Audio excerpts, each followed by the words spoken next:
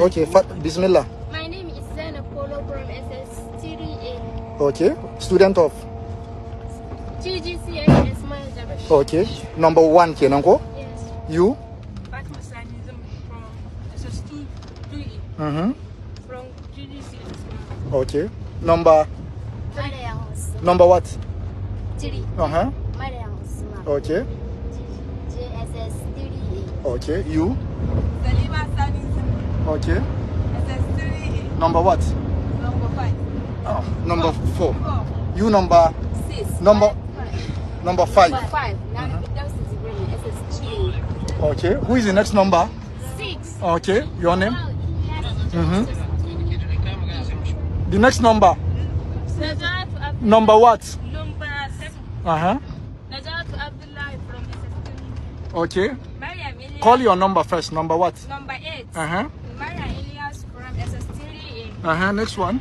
Number 9. Uh-huh. Amina Ilyas of the SS3A. Uh-huh. Number? Number 10. Jamila Ilyas SS3A. Uh-huh. Number 11. Uh-huh.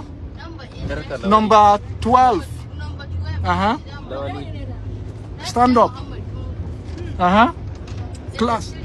Uh-huh. Next one. 13. Who is 13? Uh-huh. Uh-huh. Who is 14? 14. Salima Garba Umar SS3A. Uh-huh. 15. Number 16.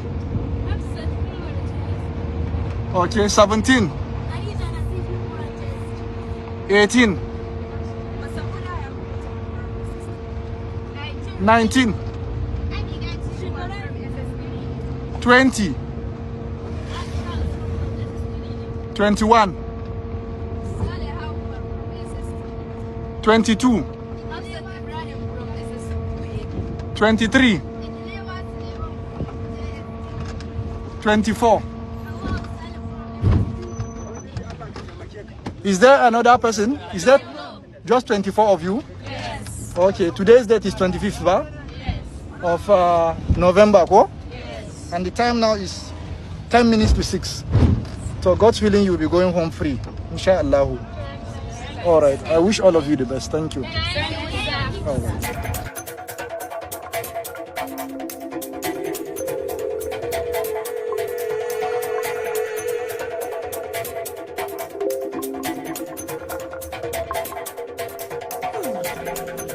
The news everybody has been talking about lately is the release of the abducted schoolgirls in Kebbi State, and how former Vice President Atiku Abubakar said their release should not be called a victory. This statement has really got people talking. But before we rush to agree or disagree, let's slow down and really look at what happened, what's being said, and what it means for everyone, parents, students, government, and the people of Nigeria in general. And please, before we go too deep, remember to like this video and subscribe so that you don't miss any of our deep and respectful breakdowns like this. So, what really happened? A few days ago, some schoolgirls were abducted in Kebbi State. It was another sad moment because it brought back memories of past school attacks and kidnappings that have happened in different parts of the country. Parents were scared, communities were restless, and everyone was asking the same question: how can this still be happening? Not too long after, news came that the girls had been released. The government came out to say the girls were safe and receiving care. People started celebrating. Social media was filled with messages of joy, thanksgiving, and relief. Some were even calling it a victory for the security agencies. Then came Atiku's comment, and that changed the tone of the conversation completely. He said, the release of the abducted Kebbi schoolgirls is not a victory. That statement hit differently. It made people stop and think. Some felt offended, some agreed with him, and others wanted to understand what exactly he meant. Now, when you look at it carefully, Atiku's point is not to take away the joy of seeing the girls back home. He's saying yes, we are thankful that they are alive, but we should not call it a victory because the fact that they were kidnapped in the first place means something is deeply wrong with our system. And when you think about it, he's not wrong. How can we call something a victory when our children can still be taken so easily from school, a place that's supposed to be safe? Please like this video if you agree that safety should not be something to celebrate only after danger has already happened, it should be something constant and guaranteed. And don't forget to subscribe because we break down stories like this carefully and truthfully. Now, let's continue. The truth is, what Atiku said goes beyond politics. It's a reminder that we have gotten used to seeing bad things happen, and when they get fixed halfway, we call it success. He's saying that should not be normal. Because if we celebrate this as a big win, then what happens next time?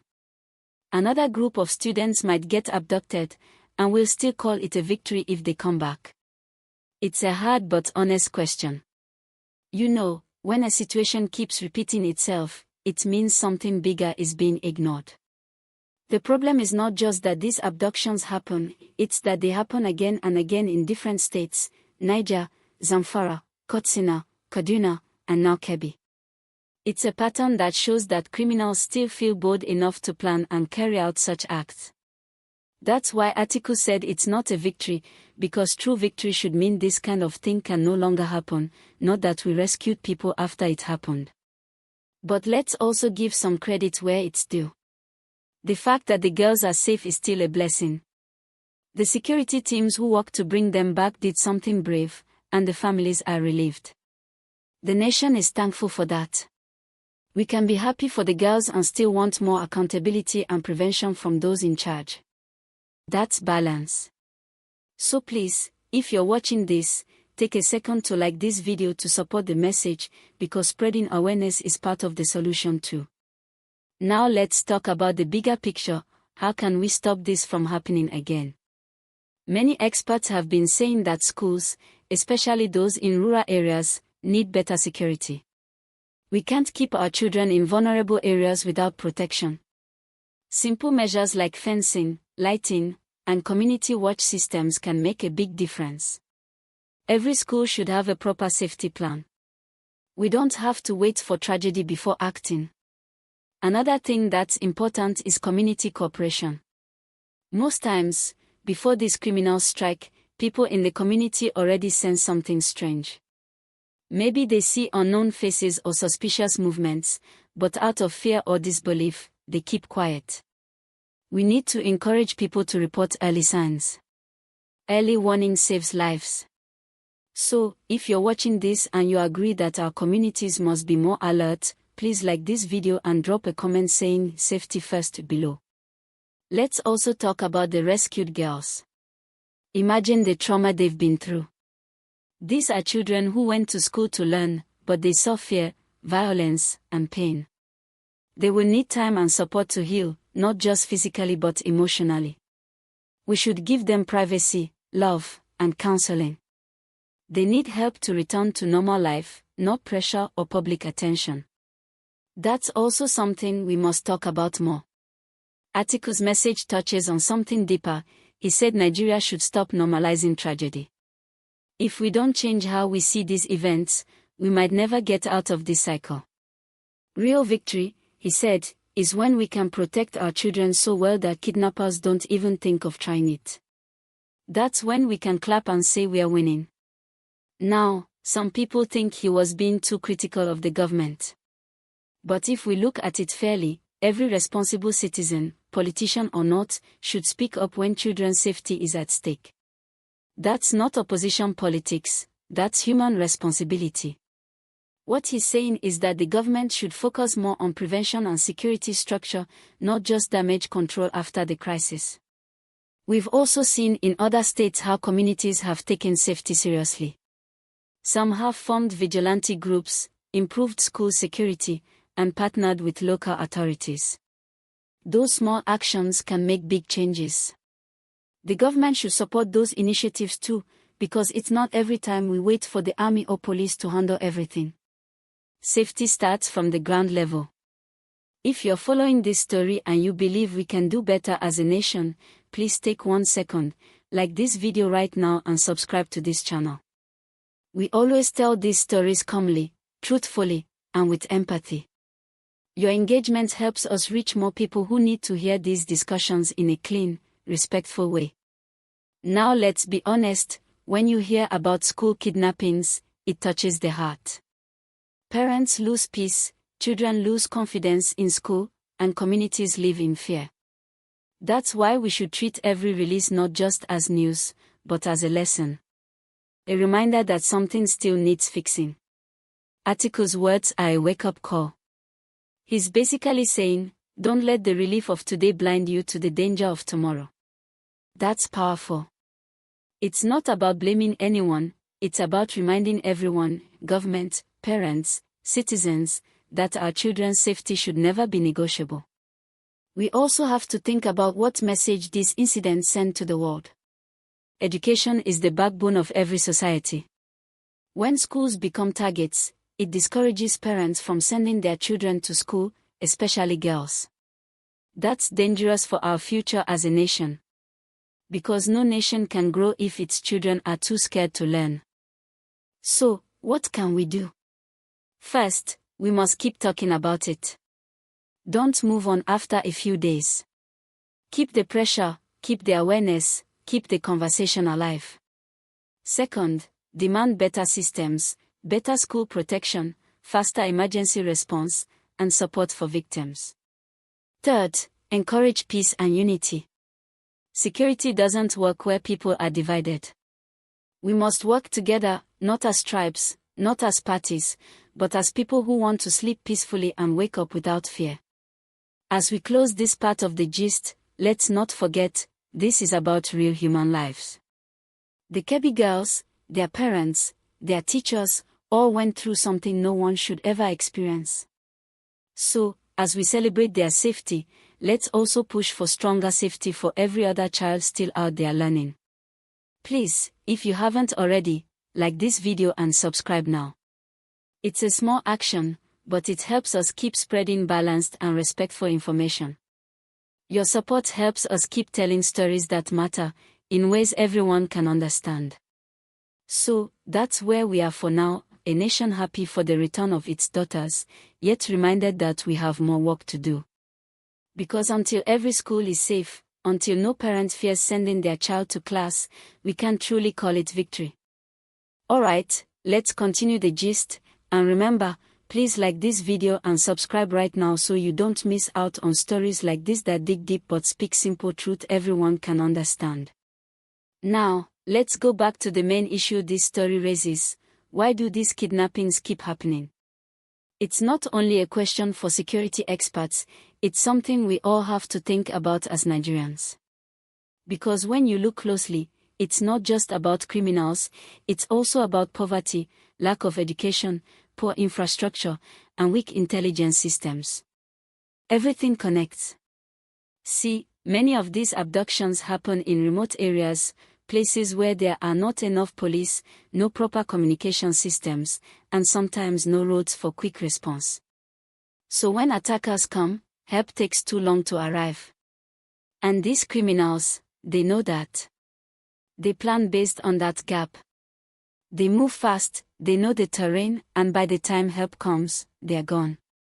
That's why Atiku's comment hits harder when you understand the background.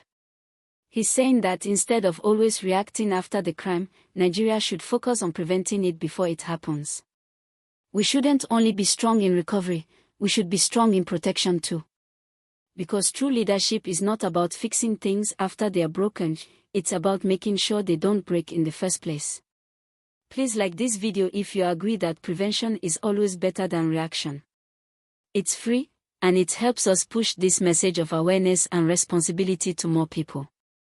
Now, let's also talk about something most people ignore, the emotional effect of these events. Imagine being a student in a boarding school in the north right now.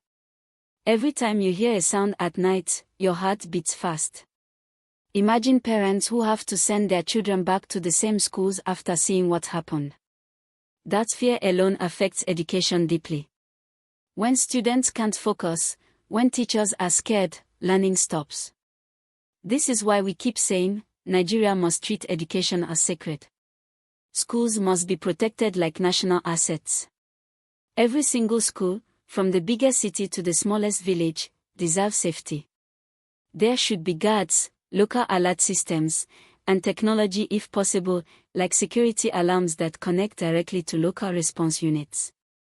And this doesn't have to be expensive. Communities can start small.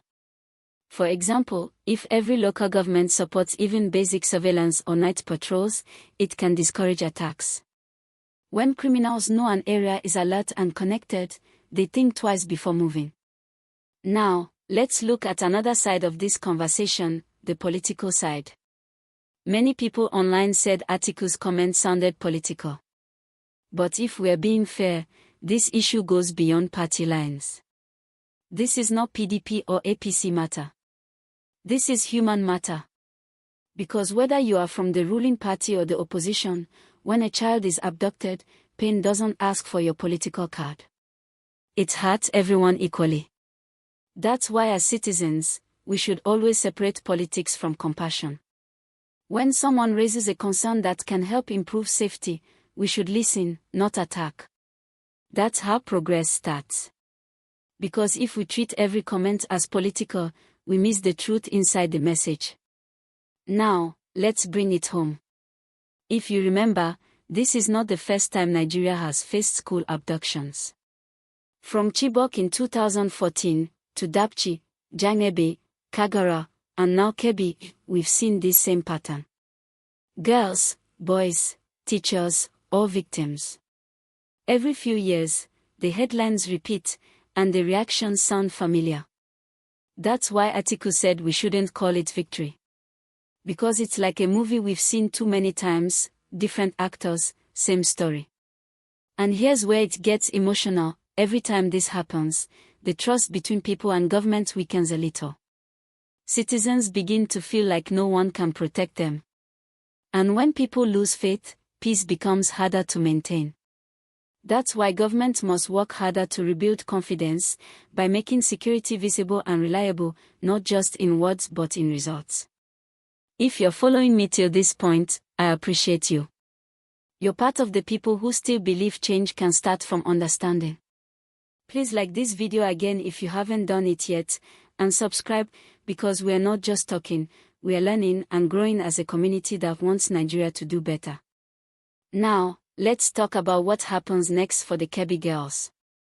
After their release, they will need medical checks, mental health support, and safe reintegration back into society. The trauma of being taken away by force doesn't just fade in 1 week. Some may have nightmares, fear crowds, or even lose interest in school. That's where good counseling comes in. Government, NGOs, and communities must make sure these girls get all the help they need to feel safe again. And not just them, their classmates, their teachers, their families too. Everyone connected to the event needs emotional healing. Because one act of violence doesn't just affect the victims, it shakes the entire community. Atiku's statement may sound harsh, but if you really listen, it's not meant to insult the rescue teams or the government. It's meant to push the conversation forward, to say we must not settle for temporary relief. We must demand permanent safety. Now, let's think about something deeper. Why do these kidnappers keep targeting schools? It's because they know education is powerful. When you take away knowledge, you weaken a whole generation. And that's why we cannot allow fear to win. The best way to fight back is to make education stronger and safer. We must show that no matter what happens, our children will keep learning. That's the real definition of victory. So, when Atiku says it's not a victory, he's challenging us to aim higher, not just to be relieved, but to be resolved. To say, never again. To fix systems, not just celebrate recoveries. Because until kidnapping stop, Nigeria is still in a battle for its children's future. Please like this video right now if you believe Nigeria's children deserve safety and education without fear. And if you're not subscribed yet, hit that subscribe button so you can join our next conversation as we unpack stories like this, calmly, clearly, and respectfully. Now, before we close this section, let's remember something very simple but powerful: gratitude and accountability can exist together. We can be grateful to God that the girls are alive, grateful to the officers who risked their lives, and still demand better systems to stop it from happening again. That's not complaining, that's caring. That's how progress works. So as we wrap up, let's not only share sympathy, let's also share responsibility. Everyone has a role, the government to provide security, communities to stay alert, media to report responsibly, and all of us to keep the conversation alive. Because silence is what keeps the problem growing. Now, let's talk about how communities and leaders can come together to make school safety not just a promise, but a permanent reality. Because we can talk about government all day, but the truth is, real safety starts from the community level. Imagine every community around the school becoming part of its protection. Parents, local vigilante groups, traditional rulers, and youth, all working hand in hand. If everyone feels responsible for that one school in their area, the chance of a successful attack drops sharply. Why? Because criminals rely on surprise and silence. Once a community is alert, and information flows quickly, their power weakens. We've seen cases where kidnappers operate because there's no immediate response. By the time news reaches the right people, it's too late. But if communities set up simple watch systems, like volunteers patrolling at night, or quick phone lines to local authorities, attacks can be stopped before they happen. And that's something both government and citizens can make happen together. The government can provide small grants or equipment, torches, radios, even motorcycles, while communities provide manpower and knowledge of the land. That partnership can save lives. Also, leaders, whether local government chairmen, governors, or even school heads, should not wait for tragedy before acting. They should do safety assessments. Ask, how far is the nearest police station? Are there fences? Are there proper dormitory guards? Are lights working? If not, fix them now, not later.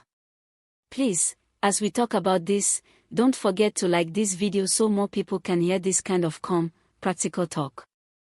And subscribe, because this channel is where we break issues down in simple English for everyone to understand, not in complicated words. Now, let's talk about the role of parents. Parents must also stay engaged. We can't leave everything to the government or schools. Parents should ask questions: how safe is the school?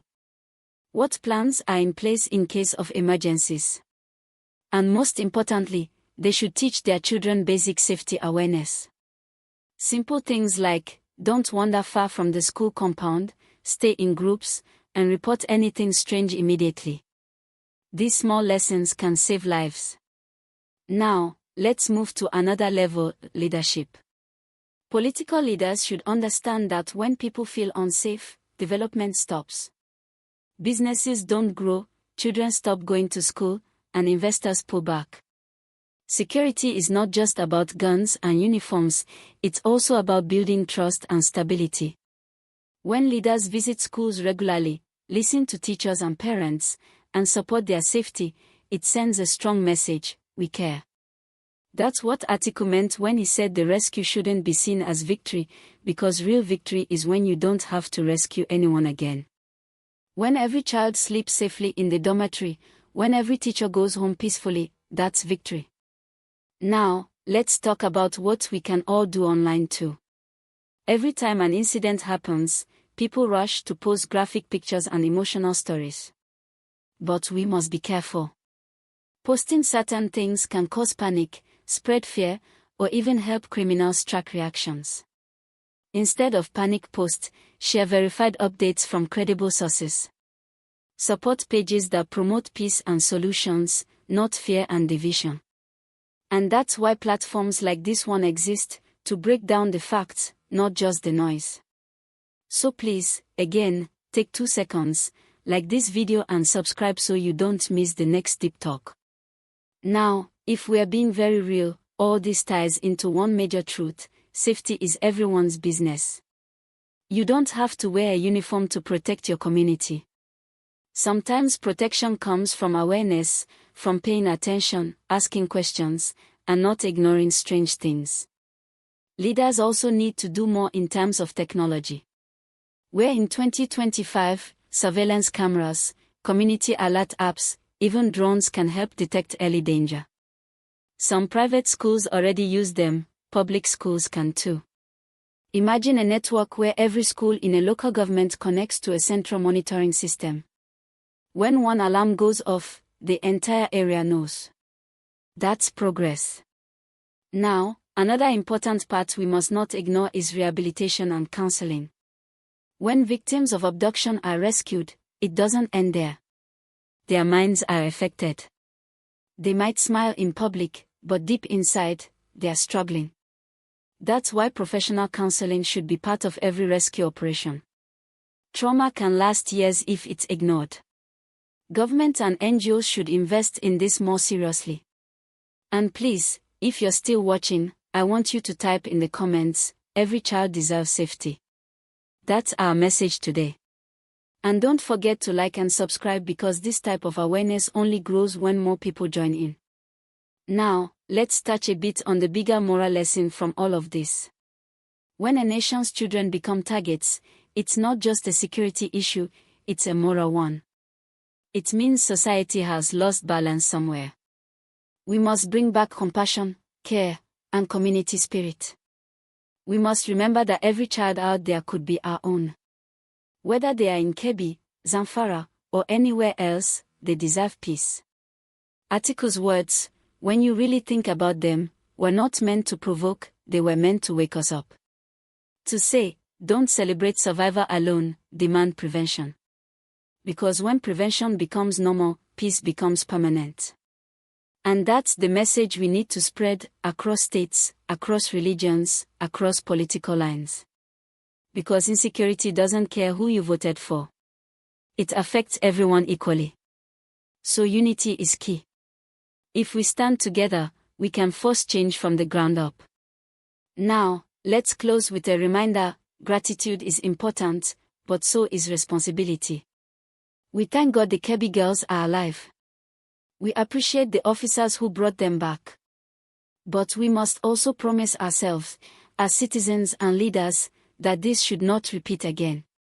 Because one rescued child today should not mean another abducted child tomorrow. And that's the heart of the matter. Safety must become the new normal. Please, if this story touched you or opened your eyes to something important, take 1 second right now and like this video. Then subscribe, so you can join this community of calm, positive discussion that aims to change how news is told, respectfully, clearly, and truthfully. Now, let's talk about the lessons Nigeria can learn from this incident, and most importantly, how ordinary people like you and me, everyday citizens, can play a real role in making schools safer. Because sometimes, when we hear these stories, it feels like only those in power can make a difference. But that's not true. Everyone can do something, even in small ways. The first big lesson is never to get used to tragedy. Every time something bad happens, we shouldn't treat it like another normal headline. We must remind ourselves that behind every story are real people, real children, real parents, real pain. When we stay sensitive, we stay responsible. But when we start feeling numb, things get worse, because silence is what lets danger grow.